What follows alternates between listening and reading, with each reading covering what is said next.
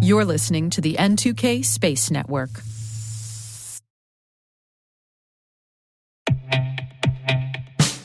And now, a word from our sponsor, 6 Sense. 6 Sense provides award-winning cloud-based automated endpoint and vulnerability management solutions to streamline IT and security operations. With its advanced platform, businesses gain complete visibility and control over their infrastructure, reducing IT and security risks and optimizing operational efficiency. With 6 Sense, you'll get real-time alerts, risk-based vulnerability prioritization and remediations, and an intuitive automation and orchestration engine so you can focus on your core business goals, confident in the knowledge that your enterprise is secure, compliant, and running smoothly. To learn why enterprises choose 6 Sense, visit 6sense.com.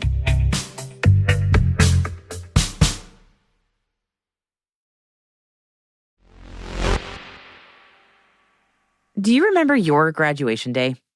You know, that day when you mark the completion of a course or a program and get awarded for all your hard work with that very special piece of paper that proclaims, yeah, you did it. Well, yeah, graduating from a school is a pretty big accomplishment. But can you imagine graduating from a space agency, knowing that the next step is a trip to space? Oh, that's got to be amazing, right? That's got to put you on the top of the world. T-minus 20 seconds to LOS speed rest. Go for deploy. Roger roll. Today is Earth Day, April 22nd, 2024. I'm Maria Varmazis, and this is T-minus.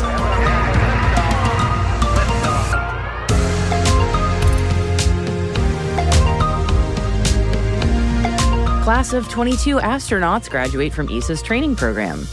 Seraphim Space launches a new VC fund. Slovenia signs the Artemis Accords. And our guest today is Libby Jackson, head of space exploration at the UK Space Agency. T-minus producer Alice Carruth will be talking to Libby about the latest astronaut graduating class, so stay with us for that chat.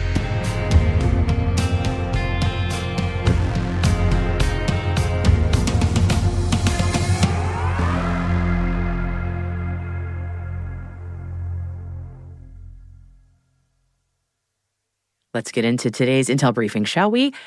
And we start our show today by congratulating ESA's class of 2022. The European Space Agency held a graduation ceremony earlier today for participants of their astronaut training program. Rosemary Coogan from the UK, Sophie Adenau from France, Pablo Alvarez Fernandez from Spain, Raphael Liégeois from Belgium, and Marco Sieber of Switzerland spent the last year training at the European Astronaut Center in Cologne, Germany. The 5 graduates were selected from over 22,000 applicants for the program. And the class of 2022 astronaut candidates were the first new recruits to ESA in 13 years. The last 12 months have seen them receive medical, robotics, and survival training, experience weightlessness and parabolic flight, and be hurled around in a centrifuge to simulate the forces of a rocket launch. No big deal, right? Monday's ceremony also saw Australian astronaut candidate Catherine Bennell-Pegg receive her graduation certificate. The Sydney engineer, who holds dual UK citizenship, joined the ESA Astronaut Corps in Cologne under a contract between the European and Australian space agencies. And I should note that T-minus producer Alice Carruth will be talking to the UK Space Agency's head of space exploration, Libby Jackson, about the training program and what we can expect for the new astronaut candidates later in this program, so stay tuned. And staying in the UK, space investment group Seraphim Space has launched its second VC round, and the fund, named SSV2, is backed by major players from the aerospace sector looking to keep up with innovation. According to TechCrunch, the early-stage fund will aim to build a global portfolio of 30 startups that will be backed at the seed and Series A stages. The application of AI to space data is one of the main themes SSV2 will invest in. They have already announced support for insurance technology software startup Delos and carbon credit verification platform Renoster. Both companies use data and modeling to address issues related to climate change. Swiss-based ClearSpace has successfully completed the preliminary design review for its ESA-backed CLEAR mission. And the mission aims to conduct an orbital debris removal targeting an old Vega payload adapter and is expected to be launched in 2026. Slovenia is the 39th country to sign the Artemis Accords. The signing took place during a U.S.-Slovenia strategic dialogue in Ljubljana, Slovenia, at the Ministry of Foreign Affairs offices. Ambassador Jamie Harputlian, the U.S. ambassador to Slovenia, said at the ceremony that we recognize Slovenia as a rising leader in space, and we look forward to taking our collaborations with Slovenia on science, technology, and innovation to new frontiers. Moving over to the U.S. now, and Florida has signed into law new legislation that expands the state's spaceport territory to include parts of Miami-Dade and Bay counties. Additionally, it adjusts the eligibility for funding spaceport projects, allowing the Florida Department of Transportation, in collaboration with Space Florida, to support discretionary capacity improvement projects. The legislation also eliminates the prerequisite for a spaceport to have conducted at least one orbital or suborbital flight in the prior year, or to have an agreement for future flights to qualify for state funding under the Joint Participation Agreement and Space Florida's Master Plan. The legislation also streamlines the ability for Space Florida to leverage additional tools on spaceport territories across the state. The U.S. Air Force has announced 2 new contracts for Stellar Sciences and Blue Halo. The contracts aim to strengthen the Satellite Assessment Center's core capabilities. Stellar Sciences is expected to explore artificial intelligence and machine learning technologies to accelerate innovation and implementation, and deliver modeling and simulation tool documentation tailored to government needs. Stellar Sciences has been awarded $24.9 million in a cost-plus fixed-fee contract for modeling applications for next-tier initiatives and capabilities of realistic engagements. Meanwhile, Blue Halo has been awarded $24.4 million, cost-plus fixed-fee contract, for the Satellite Assessment Center's overarching objectives, which include accelerating the advancement of the directed energy modeling, simulation, and analysis, assessment expertise, and highly technical capabilities to safeguard strategic U.S. space interests. Blue Halo's contract will support data aggregation, perform risk analysis, and implement modern database management to improve the ability to meet growing demand for space assessments from the Satellite Assessment Center's mission partners and the space domain awareness community. Both companies will be working on the contracts at Kirtland Air Force Base in New Mexico, and the work's expected to be ongoing until spring 2029. Australia's Southern Launch has signed a memorandum of understanding with U.S. Space Transportation Systems company SpaceWorks. The MOU will establish a collaborative relationship between SpaceWorks and Southern Launch to investigate facilitating the return of the SpaceWorks reentry devices from orbit to the Cunaba Test Range. The news follows the near completion of the Cunaba Test Range's new launch facilities ahead of the suborbital test launch of German manufacturer High Impulse's SR-75 rocket, which, by the way, arrived at the range today. India's Dhruva Space has announced a successful closure of their Series A funding, raising a total of approximately $15 million. The Hyderabad-based company says the funding will go towards Dhruva's upcoming spacecraft manufacturing facility, strategic business acquisition plans, and enhancing product offerings to deploy them to the global market. And we're wrapping our Intel briefing today with some news that we're watching out of China. A new restructuring of military branches has been announced, with China establishing a new information warfare department. The People's Liberation Army's new branch is combining information, cyber, and space warfare departments. According to the PLA's military news service, the space and cyber forces will also be brought under a new command structure. Previously, the information forces had been in charge of collecting technical intelligence and providing intelligence support to the regional military chiefs.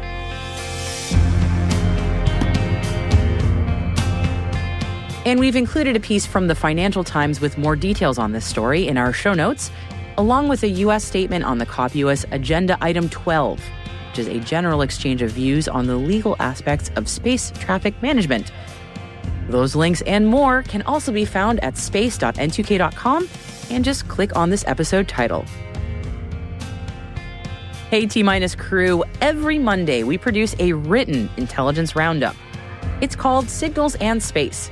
So if you happen to miss any T-Minus episodes, this strategic intelligence product will get you up to speed in the fastest way possible. It's all signal, no noise. You can sign up for Signals in Space in our show notes or at space.n2k.com.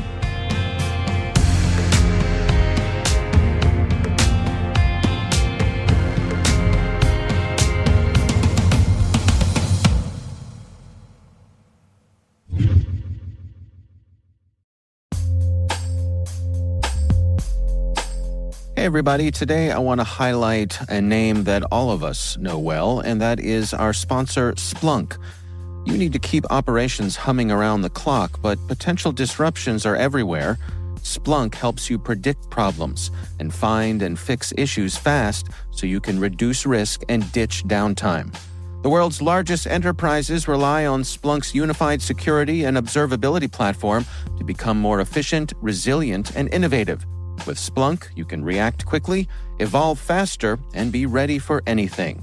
Stay ahead of disruptions. Learn more at splunk.com/resilience. And we thank Splunk for sponsoring our show.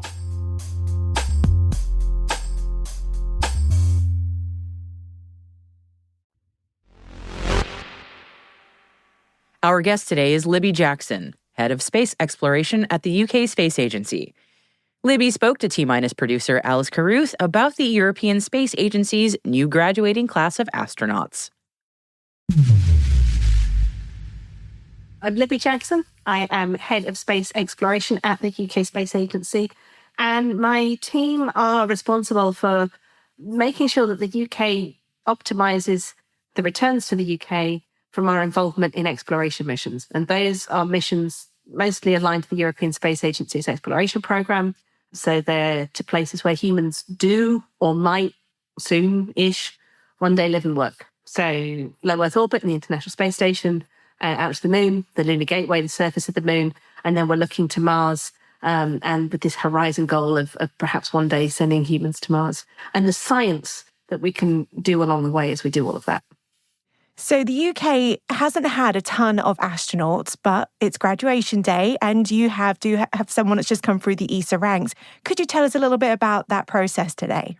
Yeah, so back in 2021, the European Space Agency put out a call to recruit new astronauts, just like NASA does, I think, nearly like every year or every other year. But here in the European Space Agency, we don't have so many astronauts. We don't need so many. So those calls only happen about once every decade. The previous one had been back in 2013. So it's always a moment of excitement here where the pent-up dreams of thousands of people across the European Space Agency's member states apply. And there were more than 22,000 people applied for what ended up being 5 jobs available. 5 people were selected as career astronauts. About 2,000 of those were from the UK, and they got whittled down through a series of rounds. And back at the end of 2022, European Space Agency unveiled their new class of astronauts. There were 5 career astronauts, which includes Rosemary Coogan from the UK. Also, alongside there was Sophie Anano from France, Pablo Alvarez Fernandez from Spain, Raphael Litoise from Belgium, Marco Sieber from Switzerland. And alongside them was the world's first ever astronaut with a disability, John McFall, who is also from Britain, from the UK. We're delighted to say and support him. And there were 11 reserve astronauts people who aren't training, not been selected as full-time astronauts, but they have all the right stuff and they are there ready should their countries find opportunities for them to fly to space. Because these selection processes don't happen so often, if you find yourself in 5 years' time with an opportunity to fly to space and no one's selected, that can be challenging for countries. So that's what they did. And Megan Christian, also from the UK, has been selected as a reserve astronaut. And we're delighted that she's now working with us here at the UK Space Agency, leading on our work into the future commercial world of exploration, which is so important as we look ahead to what happens in the post-ISS landscape. So very exciting that it's an ESA program with UKSA involved. How does that partnership work if you're an ESA astronaut, but you're part of the UK Space Agency? So Rosemary Coogan, she's a European Space Agency employee. The European Space Agency is a wonderful, wonderful collaboration between 22 different countries across the European continent, not just EU countries, UK, Norway, Switzerland, all being some of those. And we come together because space is really expensive and really difficult. And it's really hard for one small country to do much on its own. So by clubbing together as a whole, the European Space Agency does fantastic things like science missions that land on comets like Rosetta, or are going to head to icy moons around Jupiter and Zeus. We work together to develop technologies and new spacecraft and launchers, which develop the new telecommunication satellites of the future. And then in the exploration program, where I'm a part of, and my team are a part of, the investments that the UK puts in joins together. They come back to the country that made the investment. The UK money that goes into the European Space Agency comes back to the UK. But we are all then part of big collaborations. And in the world of exploration, you can't do them together. So we're working with NASA on the International Space Station, on the Mars Sample Return Mission, on the Lunar Gateway. The European Space Agency is leading the Rosalind Franklin rover, which is going to land in 2028 on Mars and look for signs of life. But we're doing that now in collaboration with NASA as well. This is how the European Space Agency works, and the UK was a founding member. We're really, really proud to be a part of that. Rosemary and her other crewmates have been selected as European Space Agency astronauts. They'll be a part of that program. But every country gets some pride and some excitement when somebody with their flag, with their nationality, launches. So we're particularly proud, of course, of Rosemary. You guys have got quite a good history when it comes to bringing Brits to space. Obviously, going back to Helen Sharman in the 90s, then there was Tim Peake fever back in 2014, 2015. And in 2021, there was 3 Brits on board the suborbital flight from southern New Mexico when Richard Branson went to space. How are we expecting the UK to react to Rosemary Coogan now becoming a graduate of the ESA program and hopefully going up to the ISS and taking on that legacy? I'm sure that the public will be delighted to find out we have another astronaut. I think after the announcement back in 2022, people have many other things to think about. And so it will be great to remind them of the opportunities that will come. And then they will be looking ahead, just as we at the Space Agency are, to Rosemary's flight. We would expect it to fly to the International Space Station in the coming years. And when that happens, we will take the opportunity, just as we did with Tim, to really make a national celebration of it. And all of the astronauts on board the International Space Station, they'll carry out research that benefits everybody back here on Earth. There's about 250 experiments going on in any 6-month period. And Rosemary's flight, indeed all the flights of the European Space Agency astronauts, everyone, will focus on the science, but we'll also use it as an opportunity to really talk about space, to shine a spotlight on the space sector here in the UK, which employs tens of thousands of people, is a critical national infrastructure here in the UK. Space is something that we all rely on. And astronauts are really a fantastic beacon for the sector as a whole, opening people's eyes up to the importance of it and to the benefits and importance of science and technology as a whole, which are subjects that we all need and we all rely on every day. I'm sitting here talking to you through a computer and a microphone and some headphones. And it is engineering and science and technology that make our modern life work. So we need people to see the benefit and excitement in these subjects. Could you talk me through a little bit about the training that Rosemary and her colleagues have gone through recently? Because it's quite a process. You're saying 2022, class of 22, and now we're in 2024. What have they done over the last 2 years? So they were selected as astronauts back at the end of 2022, but they had a few months to wrap up their old lives and move over to the European Astronaut Centre in Cologne, and they reported for duty there back in April. And they've spent a year essentially getting this class of people with lots of different backgrounds, pilots, Rosemary's an astrophysicist, doctors, and so on, getting them all onto a level, solid grounding of all the things that you need to know and understand and be able to do if you're going to be an astronaut. So they've been learning about orbital mechanics. They've been learning basic medical procedures. They've been doing some survival training to start getting used to the challenges and the mental preparation needed for if you're an astronaut and you land somewhere in the middle of a remote desert or cold, icy tundra because you've had to come back from space in an emergency and there's nobody around to help you out. They've been learning languages. They've been getting to learn what it's like to move in the weightless environment of microgravity. So they've been practicing that in swimming pools where we've got models of space stations. Just last week, they were all on a parabolic flight getting their first taste of microgravity.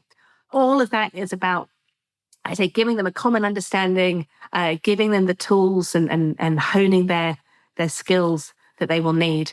And then they'll now, having graduated from the European Space Agency training, they're all now ready to be assigned to missions to the International Space Station. We'll look forward to that. And I think we'll expect to see the first assignments from this class in the coming months. Those that aren't immediately assigned to a space mission will join the amazing staff at the European Astronaut Centre and have some technical assignments that they might be in mission control.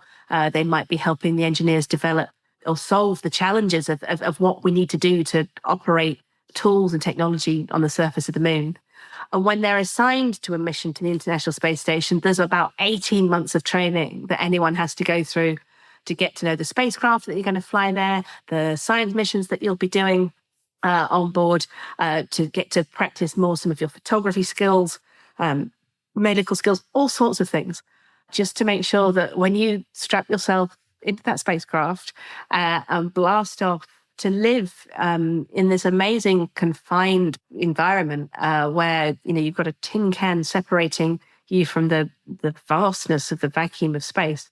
All those 250 science experiments that thousands and thousands of people from around the world are training and making sure is right, that you know how to operate them, that you get the most you can from that time in space because it's so valuable. There's so many tens of thousands of people work to get an astronaut into space to make that mission a success.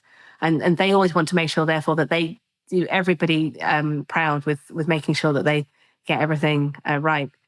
But it's those tens of thousands of people that are what astronauts are able to really shine a spotlight on because there are so many more roles in the space industry than astronauts. We need people from every possible different background and walk of life to be part of human spaceflight, but also to be part of those satellites that we all rely on every day. And that to me is some of the really exciting things that astronauts are able to do. It's to open everybody's eyes up to the opportunities that the space sector can offer them. Absolutely. I think they're such a great inspiration and hopefully will really start to spark more interest in the UK. What's coming up at the human spaceflight program? Because I know you've announced this Axiom mission. I know there's not many details out there that you can talk about, but is that the next big focus for you in your department? So the UK Space Agency signed a memorandum of understanding with Axiom Space back in October last year. And since then, we've been working with them to explore this revolutionary, exciting concept of funding a mission to space entirely through commercial sponsorship. There's still a lot of work to do. We are busy talking to sponsors, trying to see if this mission can come to fruition.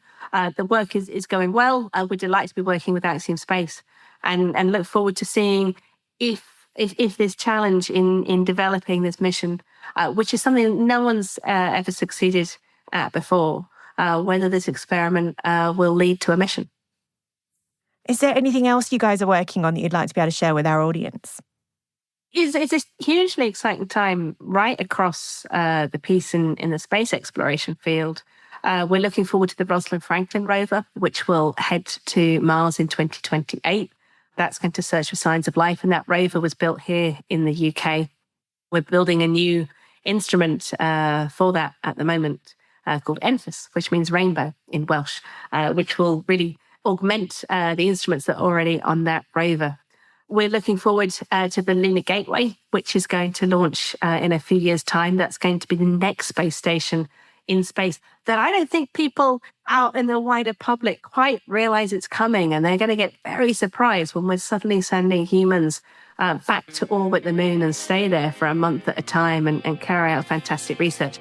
And UK industry through our involvement in the European Space Agency, has built parts of that.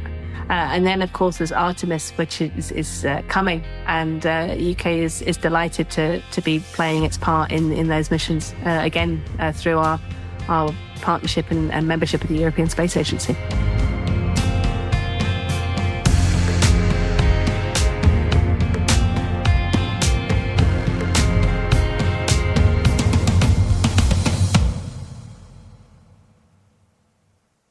We'll be right back.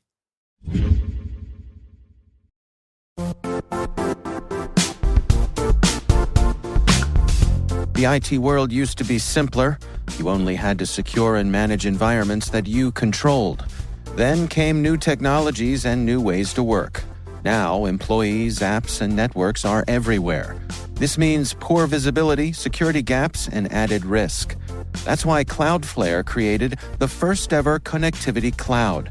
Visit cloudflare.com to protect your business everywhere you do business.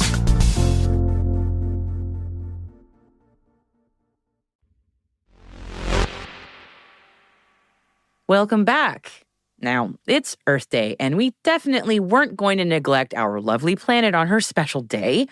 And NASA is asking us all to share a hashtag global selfie of our favorite places on this blue planet of ours, with bonus points if the photo is near water, because all this water covering Earth is one of the main things that makes our home so beautiful and so special.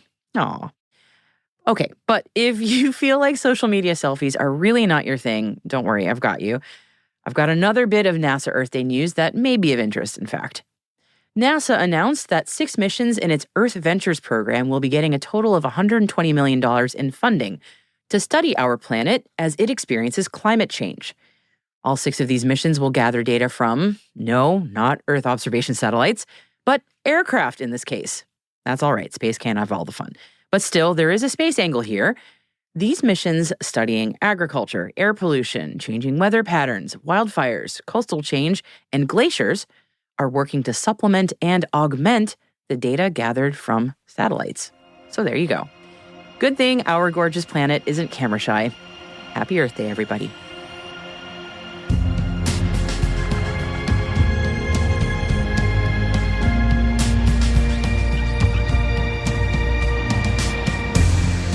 That's it for T-Minus for April 22nd, 2024. For additional resources from today's report, check out our show notes at space.n2k.com. We'd love to know what you think of this podcast. You can email us at space@n2k.com or submit the survey in the show notes. Your feedback ensures that we deliver the information that keeps you a step ahead in the rapidly changing space industry. We're privileged that N2K and podcasts like T-Minus are part of the daily routine of many of the most influential leaders and operators in the public and private sector, from the Fortune 500 to many of the world's preeminent intelligence and law enforcement agencies. N2K Strategic Workforce Intelligence optimizes the value of your biggest investment, your people. We make you smarter about your team while making your team smarter. Learn more at n2k.com. This episode was produced by Alice Carruth. Mixing by Elliot Peltzman and Trey Hester, with original music and sound design by Elliot Peltzman. Our associate producer is Liz Stokes. Our executive producer is Jen Iben. Our VP is Brandon Karp. And I'm Maria Varmazes. It's good to be back. Thanks for listening. We'll see you tomorrow.